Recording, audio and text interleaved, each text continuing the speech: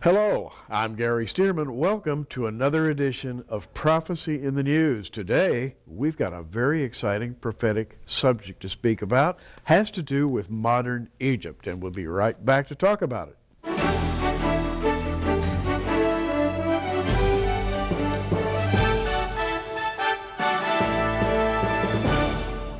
Well, we thank you for joining us today. I think you're going to be excited about a Bible prophecy that we have featured in the June 2011 edition of Prophecy in the News magazine.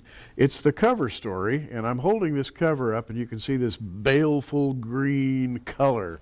And, of course, the headline is Radioactive River Nile. Wow.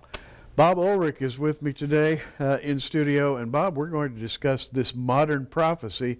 And also, I'd like to discuss our magazine while we're at it, because people need to know about what we do in Prophecy in the News magazine. That is to say, we've got a long tradition, a long history of studying Bible prophecy in a particular way. Well, we do, Gary, and you've done it again. That cover of that magazine is making its way across the internet, making its way into mailboxes across America, and honestly, people are a little bit shocked, because what you're covering in this publication is not mainstream. You're not going to hear this in the secular media. You're not going to hear this from very many ministries, and you can correct me if I'm wrong, but have you seen this anywhere else, this prophecy that you've uncovered? Actually, I have not. And some years ago, I was absolutely astounded while studying Ezekiel 29, which is basically the death knell of modern Egypt. And we'll talk about how we can discern this in a moment, but it's the death knell of modern Egypt as sounded by Ezekiel. And Ezekiel talks about the river Nile. He talks about Satan, the devil, being bound into the river Nile. That is to say, the Nile has an evil connotation. And in the latter days, the river Nile is going to be used to judge Egypt in a very particular, and by the way, a very detailed way. I think once you start reading Ezekiel 29, it just sort of jumps out at you. Well, it's a little bizarre, and it is. A lot of the things we talk about on Prophecy in the News are feel-good subjects. We talk about the rapture of the church, we talk about heaven and eternal life. Today, this isn't particularly a feel-good subject, is it? Not at all. As a matter of fact, in keeping with current events in Egypt, Bob, we have, going back to February 12th, the overthrow of Hosni Mubarak and the rise of the Muslim Brotherhood in Egypt.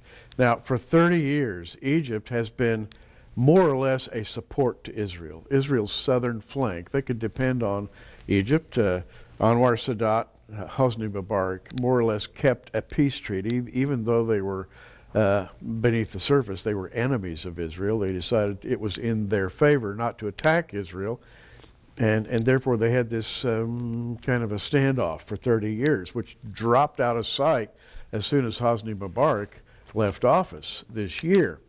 And what we now have, Bob, is the fact that Israel could depend on Egypt, but no more. It's gone. Avi Lipkin was here just a few weeks ago with us talking about the reaction to the nation of Israel to the overthrow of Mubarak. And Benjamin Netanyahu, let's just put it this way, he was none too pleased. This was a devastating event for Israel. I think he knew it. I think the Jewish people knew it. We see this moving, this rebellion in the Middle East now, moving from country to country to country. And all of it really has one thing as its ultimate goal: the elimination of Israel as a nation. The goal to drive Israel into the Mediterranean Sea. And here we are in the middle of a peace process. Is that what they call it? That's what they call it. And it seems like one nation desires real true peace. The other nations, false peace. They're interested in getting what they want in the short term, but their long-term goal ultimately is the complete destruction of Israel. And since Egypt fell into the hands of a military junta and now into the hands of the Muslim Brotherhood, they've been funneling weapons across the southern border of Israel up through Gaza, as though preparing for a major conflict of some sort. In other words, Egypt is going to become an aggressor. Which brings us to Ezekiel 29. I believe Ezekiel 29 to be a latter-day prophecy. And I'm going to start in verse 2 where we have this, 29:2 of Ezekiel. Son of man, set thy face against Pharaoh, king of Egypt, and prophesy against him and against all Egypt. Now, you might say, well, wait a minute, this is directed toward Pharaoh. That happened like 3,500 years ago. There haven't been any pharaohs, but Pharaoh is a figurative term for the leader of Egypt, and it is preserved even to the modern era. And as we look at this, you can see it's intended for the modern era. Third verse says, speak and say, thus saith the Lord God, behold, I am against thee, Pharaoh, king of Egypt, the great dragon that lieth in the midst of his rivers, which hath said, the river is mine own, and I have made it for myself. Now that's a mouthful, Bob, and you know, having read this article, where I'm going with this. I do, and the one thing that comes across to me loudly and clearly is when God says that he's against you, you better be concerned. Yes. And we see this throughout the Old Testament. In fact, before we came on the set today, we were talking about what happens to all these nations that are surrounding Israel that are, at this point, have to all be considered virtual enemies to the death. And when you make an enemy of God, you're taking your life in your hands, literally. And we see this here with the prophecy of Ezekiel. That's right. And the Nile River. And there's a little surprise. In fact, if I were living in Egypt today and I read your article, I'll be honest with you, I'd think about taking a permanent vacation.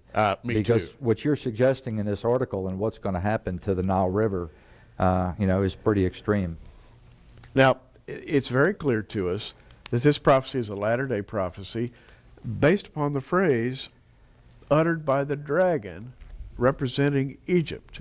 The dragon is locked into the Nile River, and the dragon is the spirit of Egypt. And he says, and I quote, my river is mine own, and I have made it for myself. Well, you know, if you look at the history of Egypt, going all the way back to the days of Moses, the Nile flooded annually, and it would lap over onto the banks, and then it would dry out. And what it did essentially was irrigate on an annual clock-like basis so that the Egyptians could grow crops very dependably. And they decided, the leaders of Egypt decided back actually before Israeli statehood and then moving up into the 50s, the Egyptians said, we need to control the river. We need to make it more dependable so that it doesn't flood unpredictably. We need to build a dam. And so they built a dam called the Aswan Low Dam, and then later on they built a dam many, many times larger higher up the river called the Aswan High Dam, which was completed in 1967. And when it was completed, it became one of the largest hydroelectric projects in the whole Middle East. Absolutely huge. It was completed with the help of the Russians. And waters began to back up behind that dam, Bob, and they backed up for 340 miles, which is a long, long way. And you're referring to Lake Nasser. Lake Nasser, it was called. There wasn't a lake there before. Now there's a lake about 25 miles wide, 320 to 340 miles in length. It is a huge lake of massive depth, in places 1,000 feet deep, all held back by the Aswan High Dam. And that's where the story begins. This is what enables Egypt to say, the river is mine and I have made it. For thousands of years, the river did what it wanted to do until the Russians built this dam, and suddenly they began to control the river. It sounds like a prideful statement to me, doesn't it? Absolutely. Almost sounds like something Lucifer would say. I will ascend to the, to the throne of God, and all of the eye shells, found in the Old Testament prophecies. But the Egyptians, and you have to go back and I think really look at this, idolatry. That's the first thing that comes to mind when I think about Egypt. Now, people watching on TV, when you say the word Egypt, the first thing you think of is the Great Pyramid or tourism. But if you go back in time and you see the way Egypt worshipped idols, and then you look at the first of the 10 Commandments, thou shalt have no other God before me. I think it must have driven the Lord crazy that Egypt was an idol-worshiping nation, And then Israel, because they were in bondage to Egypt for so long, they imitated the Egyptians, and they became an idol-worshiping nation, even though they had God leading them. Well, you know, we find here in this prophecy that God is judging Egypt by that factor of which he is most proud, the river. We find in verse 4 of Ezekiel 29, I will put hooks into thy jaws. Where have we heard that before? Ezekiel 38. Ezekiel 38. Well, in this case, it has to do with the dragon in the river. I will put hooks into thy jaws. I'll cause the fish of thy rivers to stick unto thy scales. I will bring thee up out of the midst of thy rivers, and all the fish of thy rivers shall stick to thy scales. And I will leave thee thrown into the wilderness, thee and all the fish of the rivers. Thou shalt fall upon the open fields. There's going to be a massive flood along the length of the Nile. That's massive destruction right there. This is, and if you've ever seen a map of Egypt, and by the way, in the June 2011 edition of Prophecy in the News, we have the aerial photo that shows where the population of Egypt actually lives along the river. But it says, thou shalt not be brought together nor gathered. I have given thee to be meat for the beasts of the field and the fowls of the heavens, and all the inhabitants of Egypt should know that I am the Lord, because they have been a staff of reed to the house of Israel. Now this statement is repeated 2 or 3 times. You've been a staff of reed. In other words, for a while, Israel leaned upon you for support, which was true under the peace treaty made under Gamal Abdel Nasser, Sadat, and later under Mubarak. That peace treaty was something Israel could lean on, but the Bible says it's a staff of reed, which breaks, allowing Israel to fall in a weakened condition. And as we've seen just this year, that staff of reed is beginning to break because Egypt no longer supports Israel, which is what I believe puts this prophecy into a modern context. Well, that 30-year stalemate is now officially over. Essentially. Israel is preparing, by some people's words, preparing for war with Egypt, and the eventuality that there is going to be a major conflict. Of course, this has been building up for some time. And on the cover of the magazine, you talk about this radioactive Nile River, and this magazine is really something special. The article is just filled with far more information than we could cover on the program today. If you're not a subscriber to Prophecy in the News, I mean, just look at the cover of this publication. This is a little bit terrifying. And when you start to get this every month and you start to read about the prophecies of the Bible, and that's really what we're all about here. The Bible was written over 2,700 years ago in many cases. Some of these prophecies they're ancient, and they're coming to pass in the days we live in. We're seeing this more and more every day. We're following these in our publication every month. If you're not getting Prophecy in the News magazine, you're missing out on a great opportunity to really get something that comes into your home every month that requires you to think. And we were talking about this recently, how people don't think anymore. They just react to their circumstances. Bob, I truly feel that we're onto something here with this Ezekiel 29 prophecy. Well, this June issue of the magazine is explosive. You'll want to read all the facts for yourself and all the details, because Gary does go into laborious detail on why he feels this is a prophecy that's going to come true in the very near future. Now, tell us what's going to happen here in the future with Egypt. Here's the thing, and when you read Ezekiel 29, everything would be, you might say, it's your opinion, it's a little dicey, maybe you're making assumptions that really don't exist just to try to see a prophecy that might be fulfilled in the latter days. But Bob, when I get to some key passages in Ezekiel 29, they jump off the page. The dragon is told, the river is told, because you have said the river is mine and I have made it, I'm going to use that river to destroy you. Verse 10, behold, therefore, I am against thee and against thy rivers, and I will make the land of Egypt utterly waste and desolate, from the Tower of Syene even unto the border of Ethiopia.